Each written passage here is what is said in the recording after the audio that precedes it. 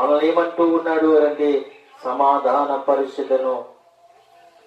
సమాధానం మనకి ఎలా దొరుకుతుంది అని ఒకసారి మనం జ్ఞాపకం చేసుకున్నట్లయితే ఆయన శిలువ రక్తము చేత సంధి చేసి ఉన్నాడు కాబట్టి, శిలువ రక్తము చేత మనల్ని ఏం చేశాడు?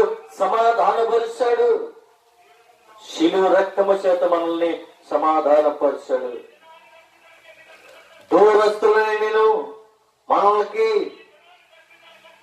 దేవునికి దూరస్తులైన మనలందరినీ కూడా ఆయన మనలందరినీ కూడా సంధి చేశాడు, దగ్గర చేశాడు. ప్రేమ బిడ్డలారా, నేను కూడా దేవునికి దూరంగా ఉంటున్నప్పుడు ఆయన ఏం చేశాడు తెలుసా? శిలువ రక్తమ చేత సంధి చేసి మనలందరినీ కూడా ఐక్యపరిచాడు పరిశుద్ధాత్మ దేవుడు. దేవునికి దూరస్తులుగా బ్రతుకుతున్నాము, దేశస్తులకు దూరస్తులుగా బ్రతుకుతున్నాము, సంఘాలకు దూరస్తులుగా బ్రతుకుతున్నాము, సమాజానికి దూరస్తులుగా బ్రతుకుతున్నాము.